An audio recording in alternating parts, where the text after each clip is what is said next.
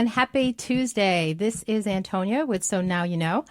Thank you for tuning in this evening. I hope you've had a very blessed week. Again, we're always, I don't know what it is about Tuesday nights. We always seem to have some horrific tragedy that's culminates on Tuesdays. So I'm just hoping everybody out there is safe.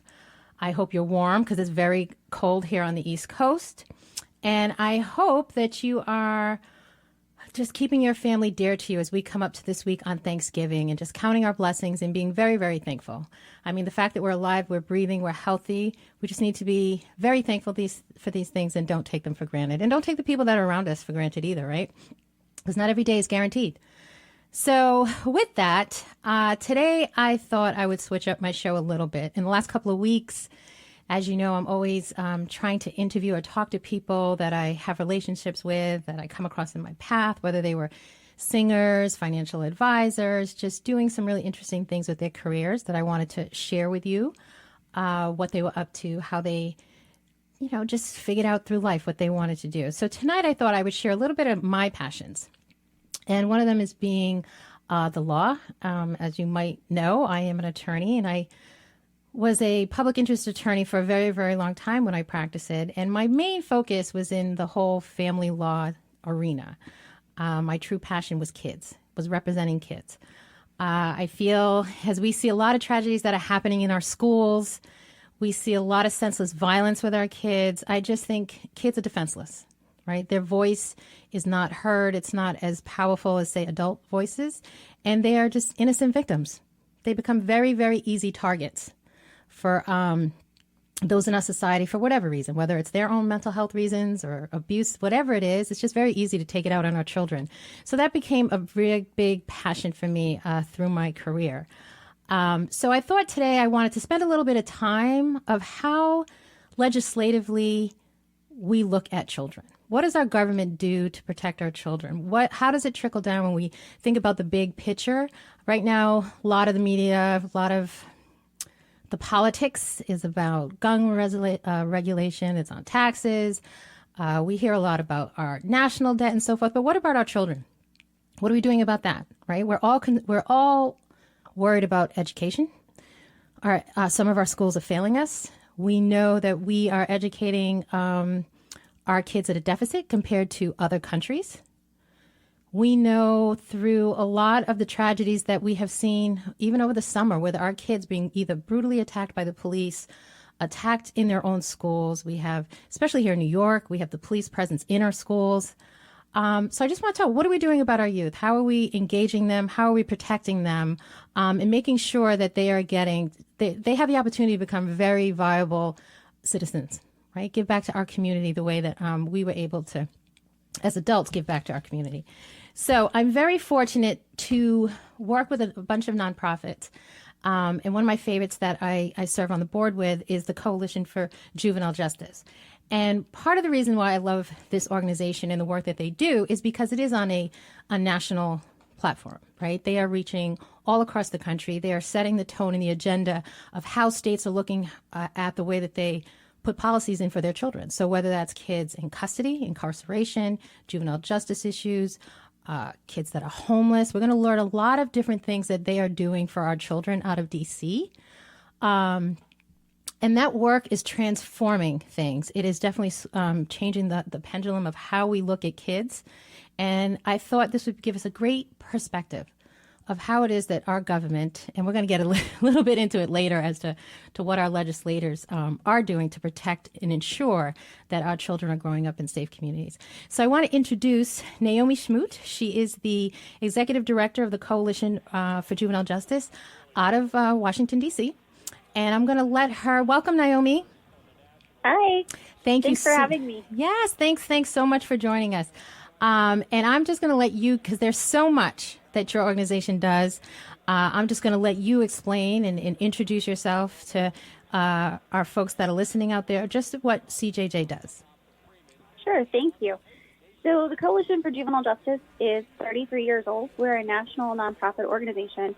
We have a network across the country of about 11,000 people. Our primary members are our state advisory groups, and those are folks in each state and territory across the country who have been appointed by their governors They set the programmatic goals for their state, and they also administer federal funds for juvenile justice at the state level. So they are really driving sort of where juvenile justice is going in their states. A lot of them are doing fantastic work. Utah, for example, their state advisory group just helped implement broad sweeping policy changes at the state legislature. And then we also advocate for those folks at the federal level to make federal policy change as well. So you mentioned that the folks that are working for the various SAGs, right? That's what we call the SAG, right? The Council of SAGs. They're appointed by each state's governor. So does every state have one? Yes. Every state across the country, every territory, and the District of Columbia all have a state advisory group. Those were established under the Juvenile Justice and Delinquency Prevention Act, which is our main federal juvenile justice legislation. It was passed back in 1974. And ever since then, the SAGs have been working to improve juvenile justice at the state level. So why did they create the JJDA? So the JJDPA helped establish a floor for juvenile justice across the country. It includes 4 core protections for our kids, which prior to the act weren't required. The first of those is that kids can't be locked up for things that are considered status offenses, things that are illegal only because a kid hasn't yet reached the age of majority. So things like running away from home, skipping school. Prior to the JJDPA, folks were incarcerated for those sort of behaviors across the board. Unfortunately, in the 1980s, there was an exception added to that law, so that about half of all states now use what's known as the valid court order exception. So if I've gone before a judge and the judge said, Naomi, stop skipping school, and I skipped school, I can then be found in violation of that court order, and in about half of all states, I can be incarcerated for that violation. But the JJDPA does more than just that. It also makes sure that kids can't be incarcerated with adult offenders. They can't be within sight or sound contact of adult offenders. And it also requires that states address and remedy disproportionate minority contact within the system, because we know that across the country at nearly every point from arrest and on, kids of color are disproportionately impacted by the justice system. They're more likely to be arrested. They're more likely to be incarcerated. Okay, so the JJDPA, I got to get these acronyms right, is it's legislatively funded, correct? Or, yes, it's a grant program. And so how does that get funded? Like, are there certain times when the government isn't funding it? Is it a battle that you sometimes see in D.C. to get it funded? Yes, it's a battle. So the JJDPA hasn't been reauthorized in nearly a decade, which means that the federal government is funding it at their will, which we're very grateful that they continue to do that for us. But the Senate has continued to be very committed to funding JJDPA. The House, in their budget proposal for the past 4 years, has threatened to zero out JJDPA.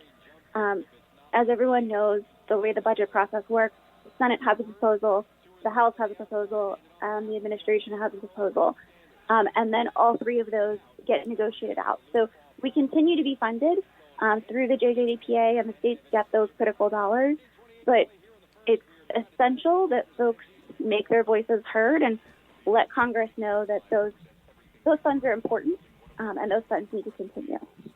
So sorry, go ahead.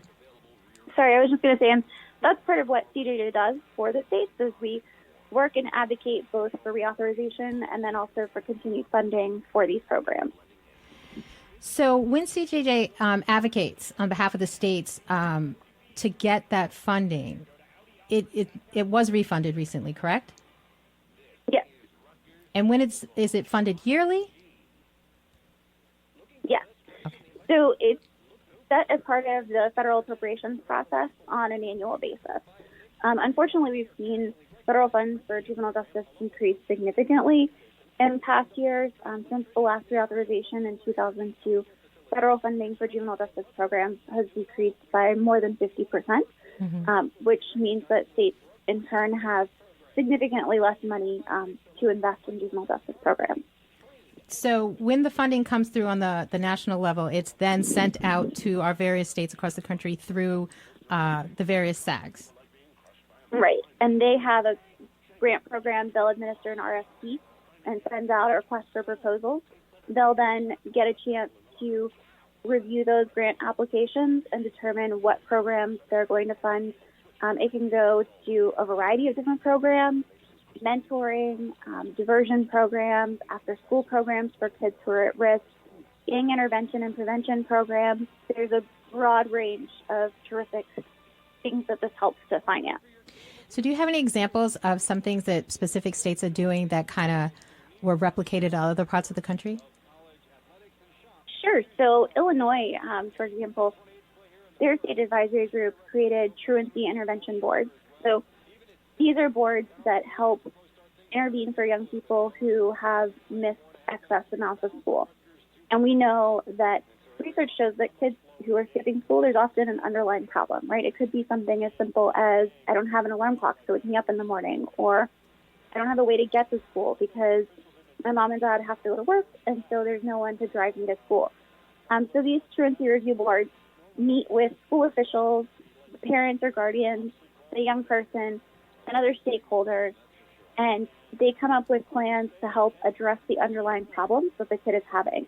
They talk through what's going on in that particular child's life and how they can better address those issues so that the young person can get back in class and get the education that they need. Because we all know that, when you're better educated, you're better able to contribute in society later on.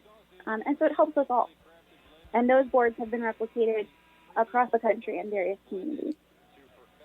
So as these great programs are done in various, like you just mentioned, in Illinois, do they get additional fundings from their local districts to help out with these different programs?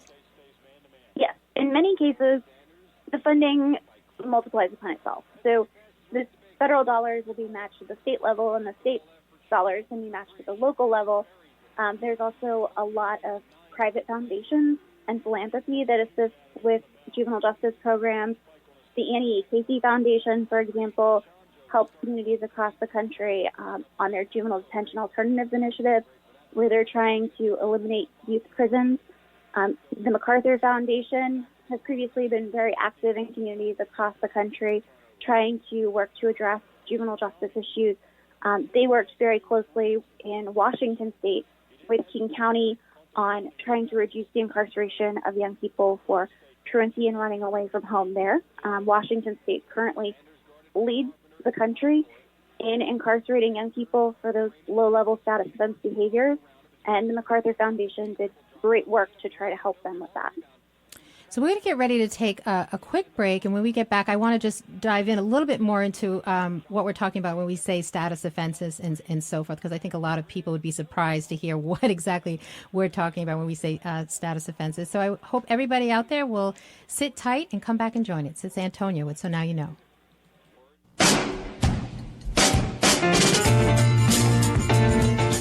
You're listening to the Talking Alternative Network.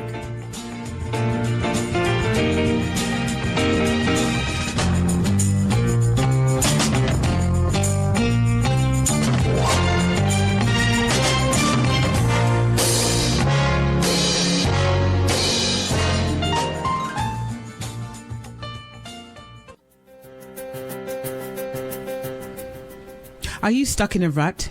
Negative thoughts, feelings, and conversations got you down? Hi, I'm Noreen Sumter, the Potentiator. Tune in every Tuesday, 9 to 10 Eastern Time, and listen for new ideas on my show, Beyond Potential. Live life your way on talkradio.nyc.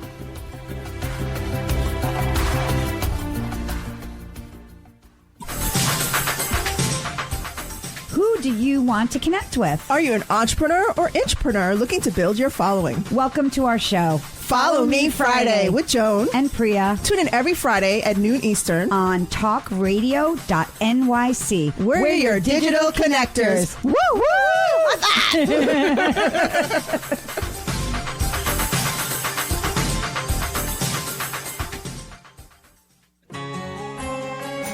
Talking Alternative Radio, 24 hours a day.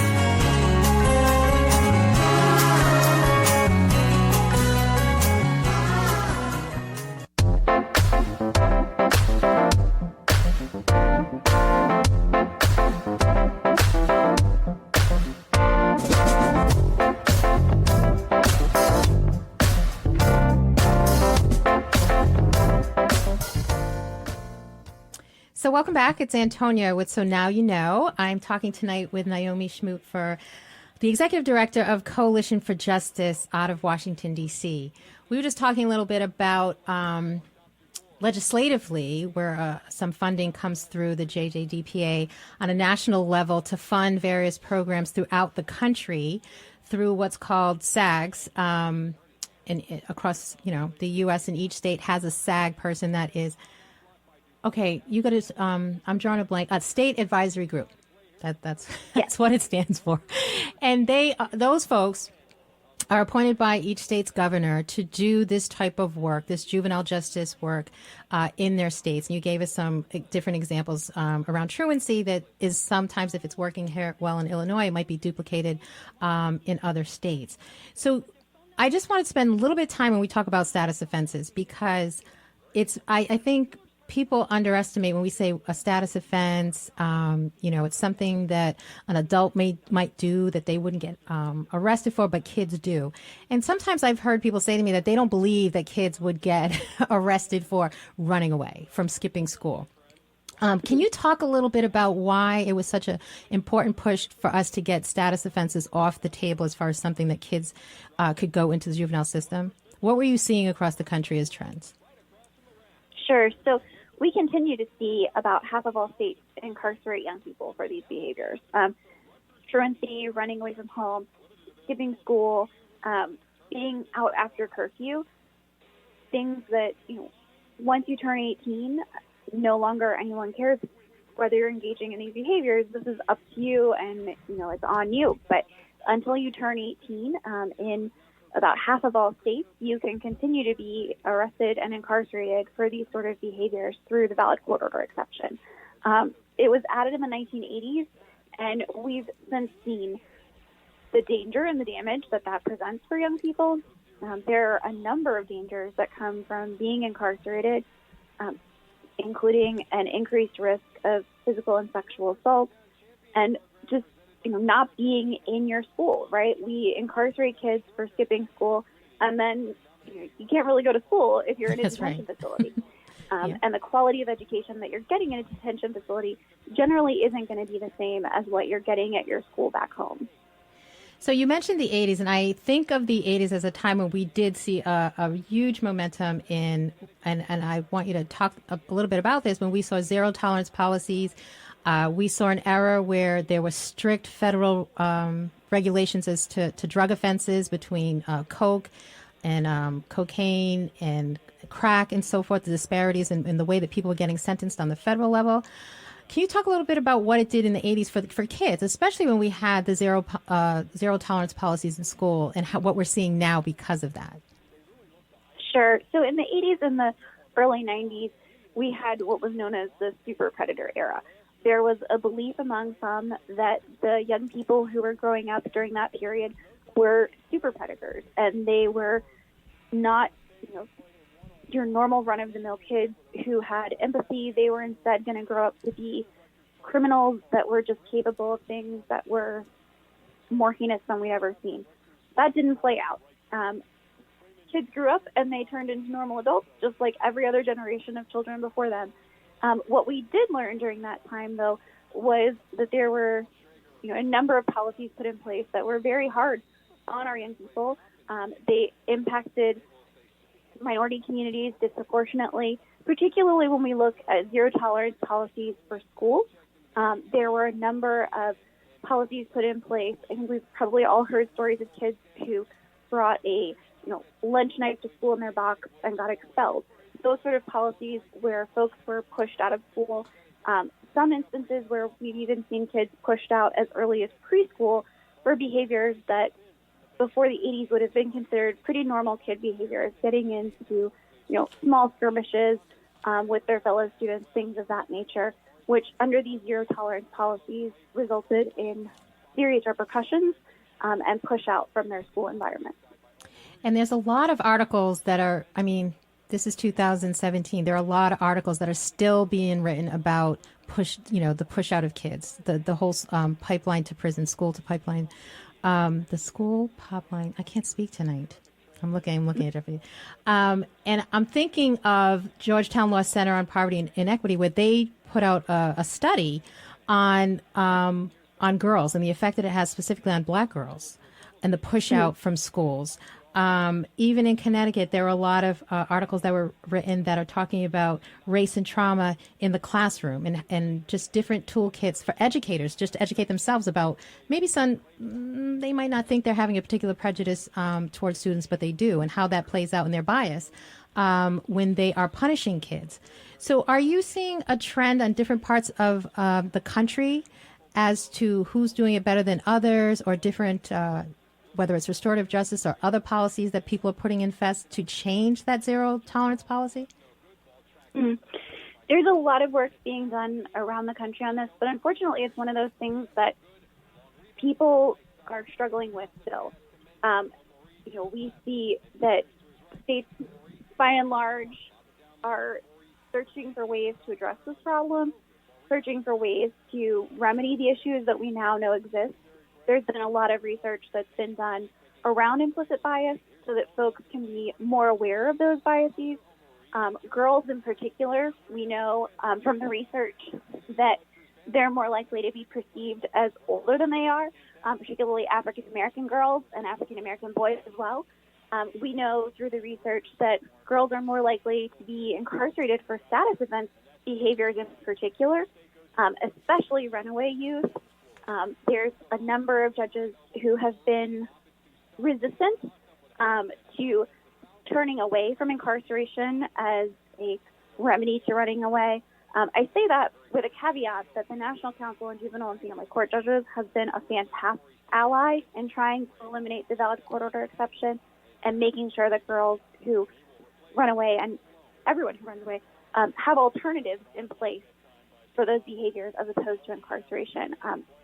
But to get back to your original question, it's an issue that states across the country are continuing to struggle with, and that the Juvenile Justice and Delinquency Prevention Reauthorization would try to strengthen and try to find ways to remedy.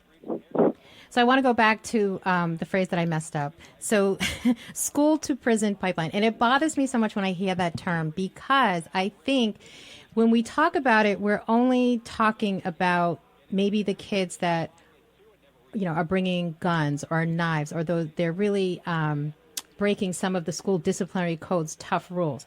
But that's not always the case, right? Those to me are far and few between, right? Is that what I'm trying to say? What bothers me is the smaller infractions that happen. And I think you would agree with me that that studies would say that if you exclude children from school, they're suspended, they're expelled for these little things, that eventually puts them in the community or puts them in an environment that they wouldn't normally be in, that adds to something else.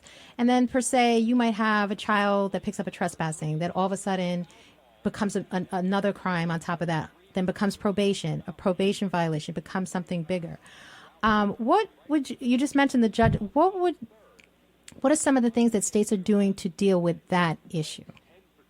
That it might not be the kids that are doing the more serious offenses, but as we were saying, the little status offenses, that all of a sudden those kids are entering the juvenile justice system at a very higher rate. And that is a huge danger.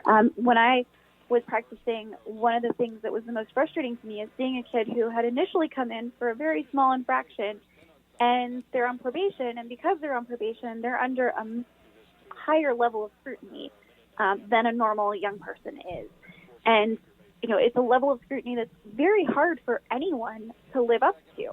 And so they're watched under a microscope in a way that others aren't. One of the states that are finding ways to remedy that is Florida. They've created a civil citation program for some of the folks who have low-level misdemeanor behaviors, not just status offenses, but other low-level behaviors. And they've created a program whereby if a law enforcement officer comes in contact with a young person for these sort of infractions and there's no previous record for this young person, they can then give them a civil citation. There's no fine attached to that. It's just requiring them to do community service, for example, or, write a letter to the person that was involved, that was the victim of the act, those sort of things, so that they don't get dragged deeper into the system. They're given a consequence for their behavior, but it is representative of the level of the behavior. It's not something that's much more severe than the action that was engaged in. Florida's actually expanded that program now. It used to be just for first offenses. It's now for up to the third offense in some cases. Yeah, I think it's a really good point to make because, again, I think a lot of times when people hear that phrase school to prison pipeline, they're thinking of those really heavier crimes that per se, yes, if you're walking down the street with a gun, yes, you are going to go in custody. That is going to be a problem. But when we're talking about in the school situation, and just like you mentioned, putting a child on probation who, I don't know, might have a mental health issue, maybe have a substance issue, and then telling them stop doing whatever you're doing right now, because if you don't, you're going to get incarcerated. Well, if they're not getting the services, you're setting them up to fail. So I know even when I practiced, a lot of times with kids, it's like, yeah, we're going to do our conditions if we're going to, take a plea or so forth, but let's not set ourselves up to fail. Let's put some conditions in place that are realistic. So it's good to hear that those type of diversionary programs are going on. So in a little bit, we're going to take... Oh, go ahead. Sorry, I was just going to say that also one of the other things that we have to think about is special education, because there are a disproportionate number of kids with special education needs who are in the justice system, and making sure that those kids are able to understand and that the conditions of your probation are provided in a way that is clearly understandable, whatever the child's needs may be. Yeah, and I think it's a very slippery slope when we start speaking about special education, because if a child is diagnosed and has behavioral issues, right, and they are getting expelled or suspended because of those behavioral issues, and we know that they shouldn't be getting suspended if it's part of their IEP, that again is setting them up to fail. If we suspend them, they get arrested for certain things, but it's all part of their disability. Right. So we're going to take a quick break, and then we're going to come back because I want to talk a little bit about mental health and other services for our youth, and then the various other programs that we're doing at CJJ. We'll be back. You're listening to the Talking Alternative Network.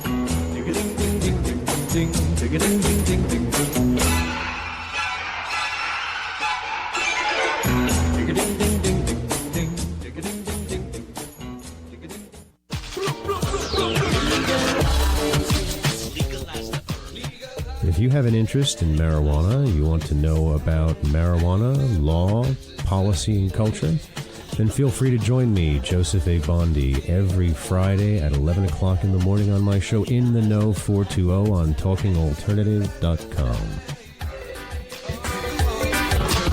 Legalize the herb to continue to resist the passage of this necessary legislation. Hi, this is Rob Kay. And I'm Callie Alpert. And we're hosts of The Rob and Callie Show. Are you looking for a show that talks about real stuff like life, love, the pursuit of being yourself? Then you have come to the right place, because we cover topics ranging from chivalry to gratitude to your relationship with money and everything in between. So listen to us on The Rob and Callie Show, Tuesdays, 8 to 9 o'clock Eastern Standard Time on talkradio.nyc.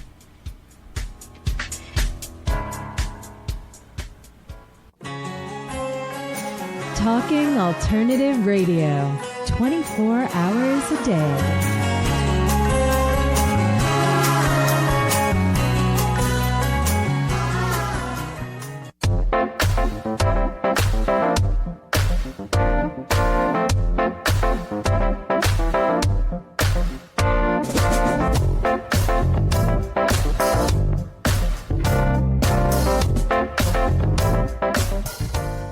Welcome back. You're listening So Now You Know with Antonia, and we're talking to Naomi Smoot from Coalition for Juvenile Justice. A lot of things that we have seen over the last year, Naomi, has to deal with children that are incarcerated. There's a lot of talk that's been happening around solitary confinement. And you mentioned, I think, a little bit earlier as far as keeping kids segregated from adults. But not all states keep their kids as segregated or out of solitary confinement. Can you talk a little bit about that? What are the trends that you're seeing across the nation, and what different states are doing well and not doing so good? Sure. So on the front of solitary confinement, we now know that that can cause severe trauma and re-traumatization of young people. For far too long, our system treated young people as though they were miniature adults. There's been a lot of good case law that's come out over the past 5 to 10 years that shows that that's not the case, that young people aren't miniature adults. They're developmentally very different from adults. And when we put a young person in solitary confinement, that can be extremely traumatic, especially for long periods of time. There were a number of states that were using solitary confinement in a lot of ways that it just never should have been used. LGBT youth were being placed in solitary confinement. Kids with behavioral problems were being placed in solitary confinement. And it was being done for extended periods of time. There were also states that were using solitary confinement as a means of dealing with the fact that there were young people in facilities that were meant for adults. It had very serious implications for the kids that were put through those situations.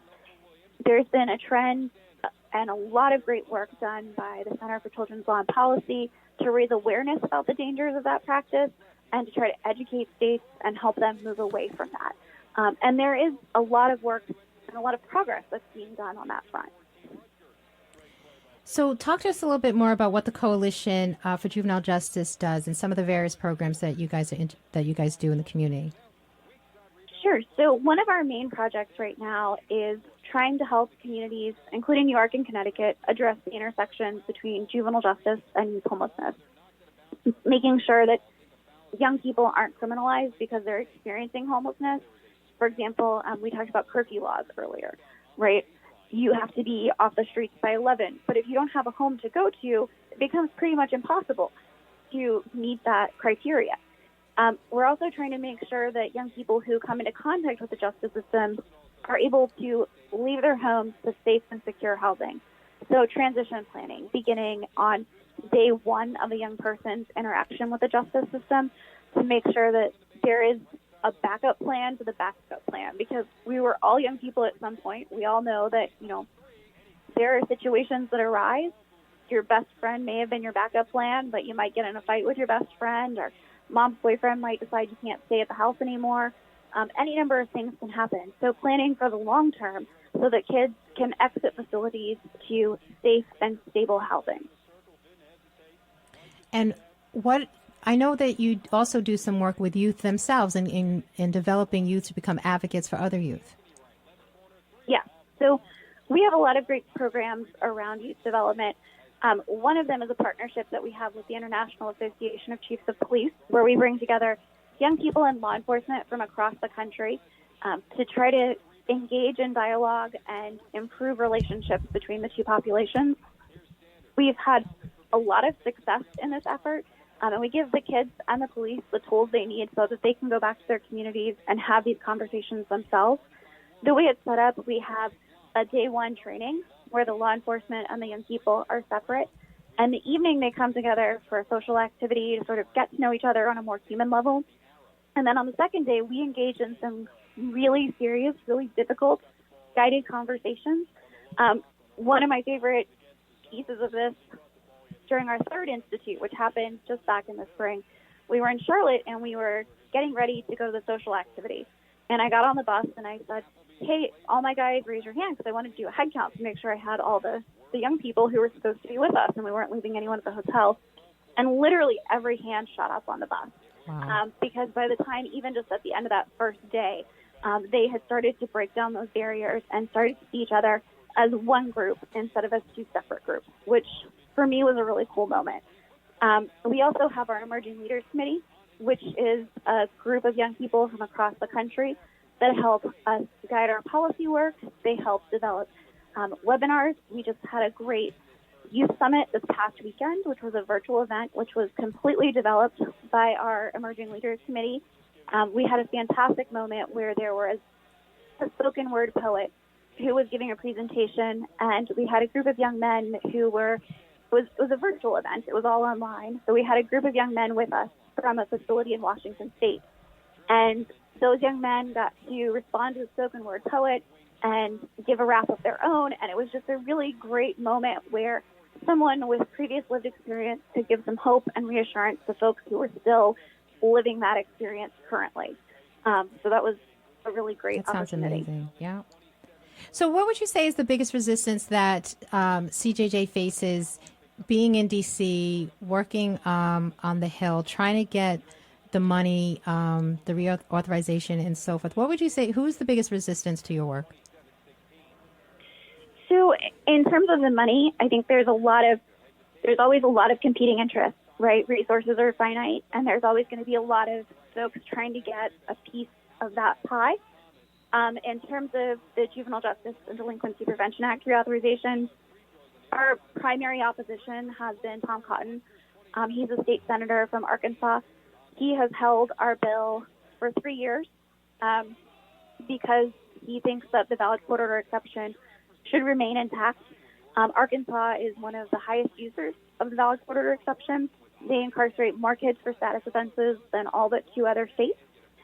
They've had cases where kids have been incarcerated as young as 8 and 10 years old for status offense behaviors.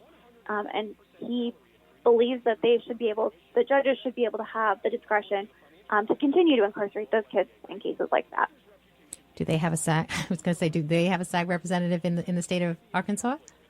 They do. The SAG has been actually very helpful. The SAG chair and the SAG staff have both been very helpful. The chair has gone with me on countless meetings to try to meet with Senator Cotton's staff and try to explain to them the dangers that come from incarcerating young people for those sort of behaviors and the cost, right? Because it's not cheap to lock a kid up.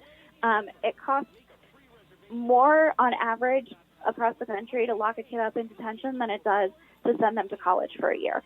So it's a costly social problem and it's a costly financial problem. So when you talk about, because there's always a conversation, I think, that folks have about privatizing prisons. Are there facilities in our country where they're privately run, like youth detention? I know there are for adult prisons, and we've always, seen the kickbacks and so forth and things like that, scandals that come out. But are there more or less than, would you say, for juvenile detention facilities? So there are private juvenile facilities, and they're private for-profit and they're private nonprofit juvenile facilities. Both, there's sort of a mix of the two. The majority of private facilities, though, are for adults. Okay. There are still a handful for minors, and they're definitely a problem. There have been documented cases where folks were getting kickbacks for sending kids to prison, which is just ridiculous. Sad. We incarcerate outrageous. More kids than any modern culture in our world, and there's no reason that we should be increasing that because someone's getting a kickback and a profit out of sending someone else's child to prison. So I know outside of the legislative work that you guys do to support the different state advisory groups, you do also offer trainings and webinars. How can people get involved with that? Sure. So we have monthly webinars, which are advertised on our website, www.juvjustice.org. And we also have multiple conferences throughout the year. We have a youth summit, which is mainly for folks who are 24 and younger to get together in D.C. and network and learn more about the justice system and policy change. We have an annual conference that is more broadly attended by folks across the country, usually about 350 to 375 people. Also in D.C. in the spring. This year's is going to be June 27th through the 30th on Capitol Hill. The 27th is our Hill Day, where we bring folks together to talk with their members of Congress about the need for juvenile justice reform. And then we also have a DMC, a Disproportionate Minority Contact Conference, which we're going to be having one in the winter of 2018. The dates are still yet to be determined for that one. You just mentioned the DMC. Can you explain that a little bit? And how, if someone in their particular jurisdiction feels that they have a a DMC issue, get involved and try to help their local community school and so forth to address those issues? Sure. So DMC refers to the fact that children of color are disproportionately impacted by the juvenile justice system. We see in nearly every major city across the country, at nearly every point from initial contact with police to arrest, to whether a case will go to court or whether it'll be sent to diversion, what the outcome of that case is going to be.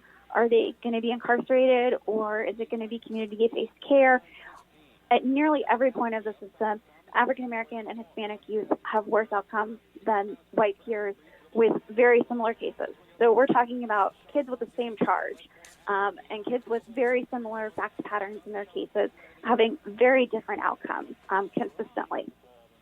And that's been a huge problem across the country, which is finally gaining media attention, finally something that we're beginning to talk about in a broader context. Georgetown University's Center for Juvenile Justice Reform has done great work on this front. Mm-hmm. They have trainings that they offer and a certificate program where they have communities come in and do some really deep dive learning experience, come up with a project that they can do in their community to make real meaningful change, and then go back to their community and implement that project. They've been doing great work on that front. The Center for Children's Law and Policy has also been doing fantastic work on that front. Yeah, I mean, as I was mentioning earlier, when I was reading that article for the Georgetown Law Center on poverty and inequity, I'm just going to read two quotes that at the beginning of that article that stood out. Data showing that adults view black girls as less innocent and more adult-like than their white peers. This view contributes to the more punitive exercise of discretion by those in position of authority, use of force, and harsher penalties. And as I'm reading that, all I'm having is visions over the summer of the police throwing those girls to the ground at the barbecue, just going over my mind in the classroom, the girl that was picked up in her desk and thrown across the room. That's how we're looking at these kids. That is how some of us as adults are looking at our kids. And it's happening across the country. It's just a fantastic article. If anyone wants to look that up, because it just was mind blowing. But they are doing fantastic work. So we're going to take a break, and we're going to come right back, and we're going to talk a little bit more about the nonprofits and foundations that help support your work, and how important that is for those different places to support some of the SAG work that's happening in states. So just sit still, and we'll be right back. It's Antonia with So Now You Know. You're listening to the Talking Alternative Network.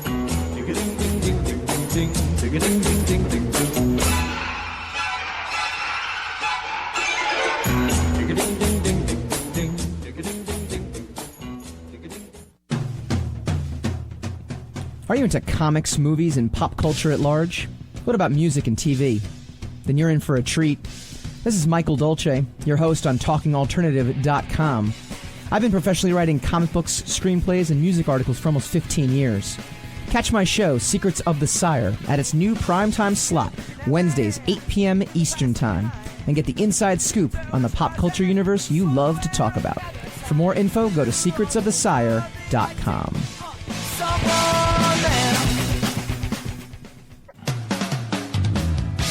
TalkingAlternative.com.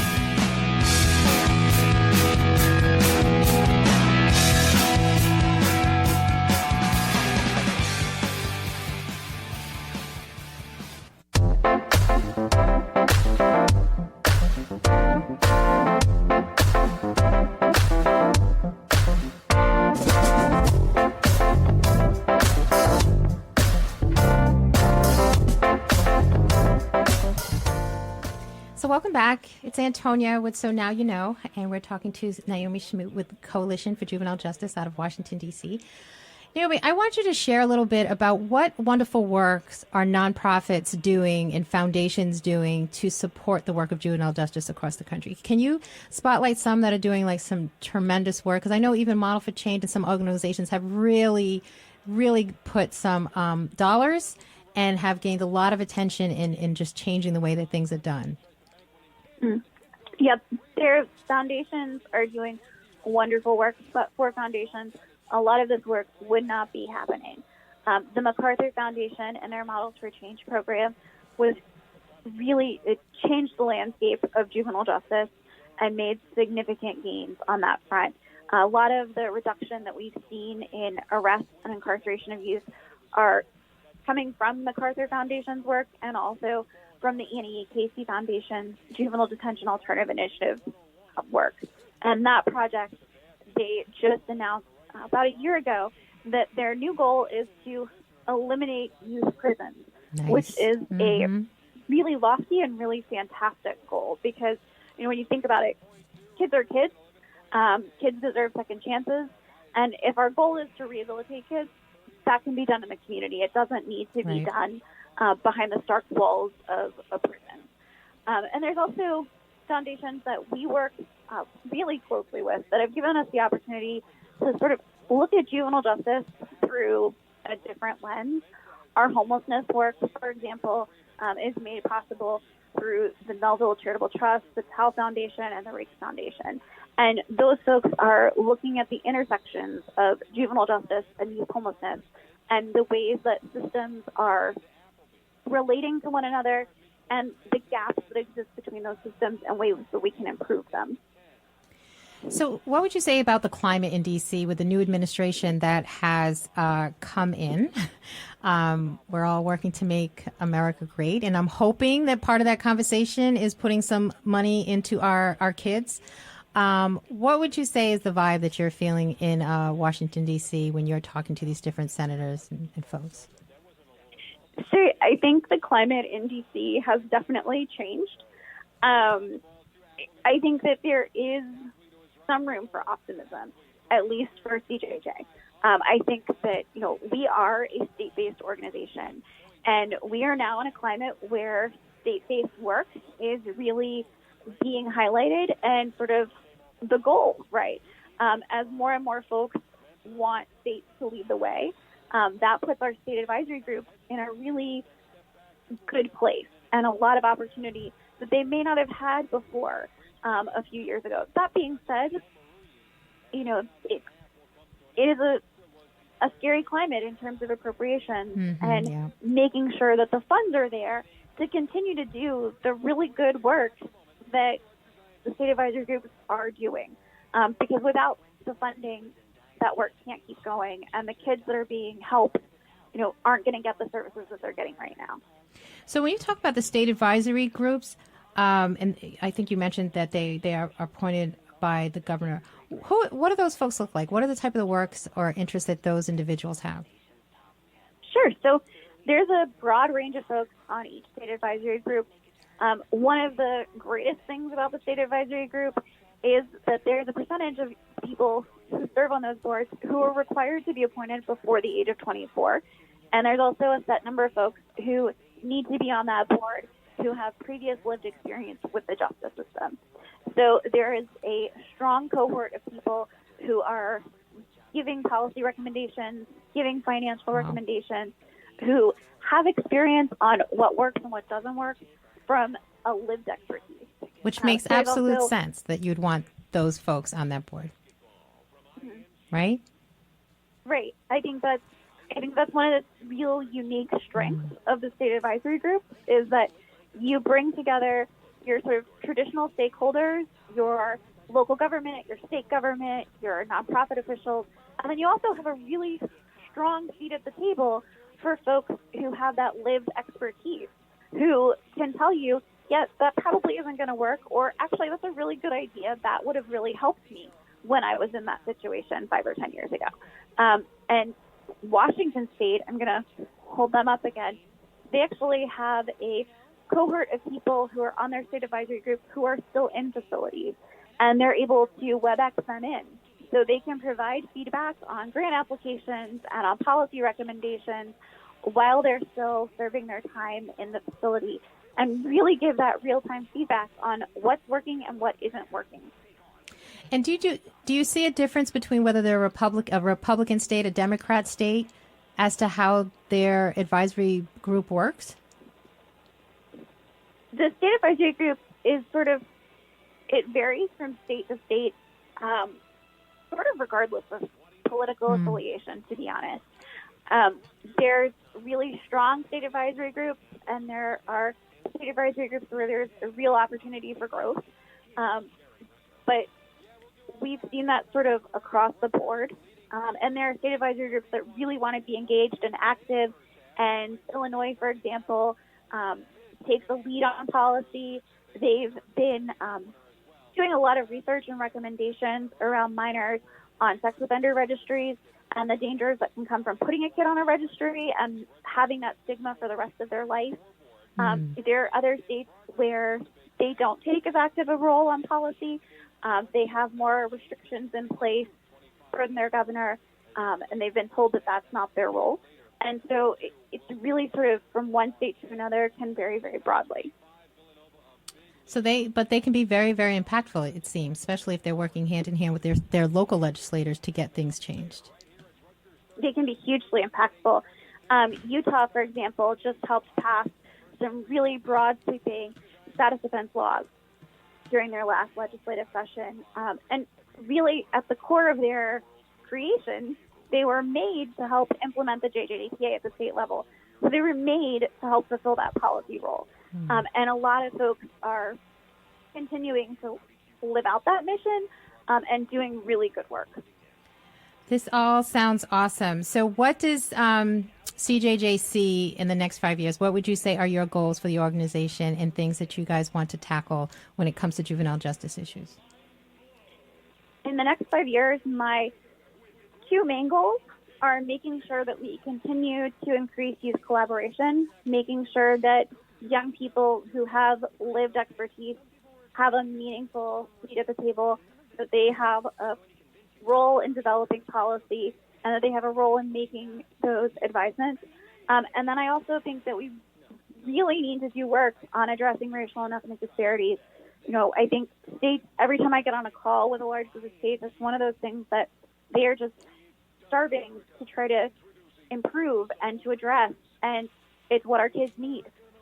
We've seen states that have tried to improve their juvenile justice system, and when DMC isn't incorporated in those improvements, it inadvertently increases DMC problems that already existed. So it's one of those things that we need as a country to address, and we need for our kids to address. And I want CJJ to be a part of that work. And so talk to us a little bit about how you use social media to reach out and touch these kids and different communities and other folks. How can we get involved with CJJ? Sure. So we are on Twitter at 4 JUV Justice. We frequently advertise our trainings, our webinars, our various events on our social media platforms. And it's also a great way to keep in touch with us in terms of activism, different alerts that we're doing on JJDPA reauthorization, ways to get engaged, ways that you can get in contact with your senators and the lead sponsors on the JJDPA are frequently included on our social media platforms. We're also on Facebook, and I would love to have you guys follow us and to get engaged in our work and to help us get the JJDPA over the finish line this year. So I really think it's important to stress getting involved on that you just mentioned on that legislative piece. And I think a lot of people underestimate the power of calling their local legislators. Can you talk a little bit about, especially someone who's been on the Hill, who's worked in D.C., what is the impact when those legislators get those calls or they get those letters? Can you let us know, how does it affect them?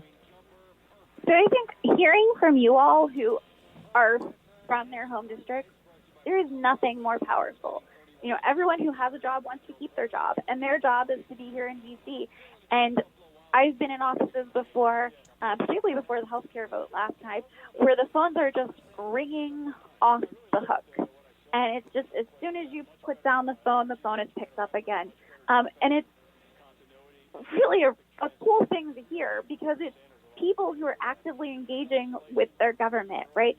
And maybe you don't have the time to make a phone call. It takes 2 seconds. But if you don't have that time, there's always tweets. You know, a lot of folks now have... And we know our president likes tweets, so...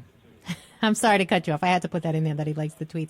But because I think a lot of people just think, it's a call. They're not going to pay attention. I'm going to sign a petition. It doesn't matter. But it does matter at the end of the day, right? Mm-hmm. It does. It matters hugely. Folks listen, folks care, and the stories that you have from back home about what's actually happening in your jurisdiction, hugely impactful. They mean so much more to them than it does for lobbyists to go in and talk to them. I think that we often think that they only listen to lobbyists, but you guys are the ones who are doing the voting, and your calls and your stories matter so much.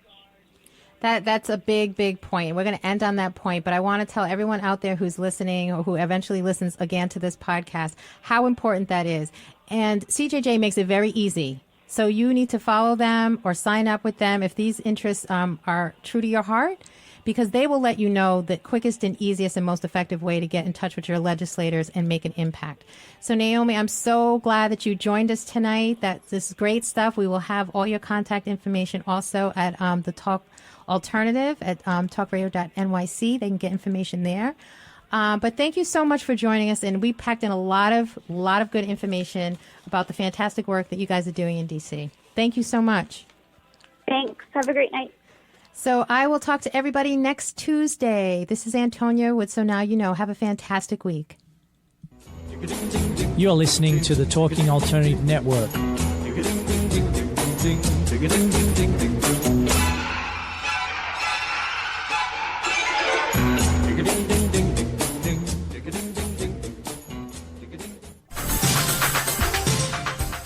Who do you want to connect with? Are you an entrepreneur or intrapreneur looking to build your following? Welcome to our show. Follow Me Friday with Joan and Priya. Tune in every Friday at noon Eastern on talkradio.nyc. We're your digital connectors. Woo woo!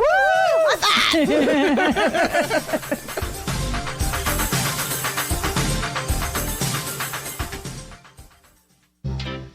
Hey, all you crazy listeners. Looking to boost your business? Why not advertise on Talking Alternative with very reasonable rates? Interested? Simply email at info@talkingalternative.com. Are you into comics, movies, and pop culture at large? What about music and TV? Then you're in for a treat. This is Michael Dolce, your host on talkingalternative.com. I've been professionally writing comic books, screenplays, and music articles for almost 15 years. Catch my show, Secrets of the Sire, at its new primetime slot, Wednesdays, 8 p.m. Eastern Time, and get the inside scoop on the pop culture universe you love to talk about. For more info, go to secretsofthesire.com.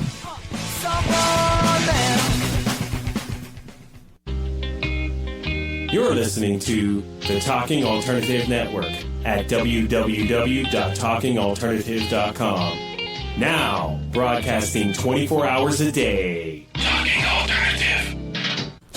Hi, this is Rob Kay. And I'm Callie Alpert. And we're hosts of The Rob and Callie Show. Are you looking for a show that talks about real stuff like life, love, the pursuit of being yourself? Then you have come to the right place, because we cover topics ranging from chivalry to gratitude to your relationship with money and everything in between. So listen to us on The Rob and Callie Show, Tuesdays, 8 to 9 o'clock Eastern Standard Time on talkradio.nyc.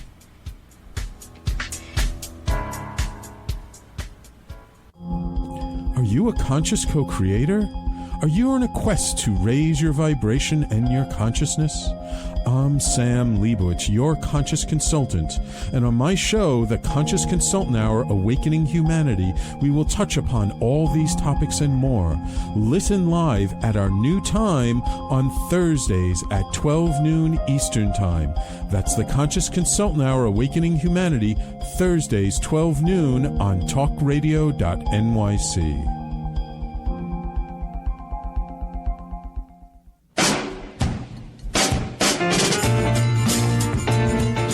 You're listening to the Talking Alternative Network.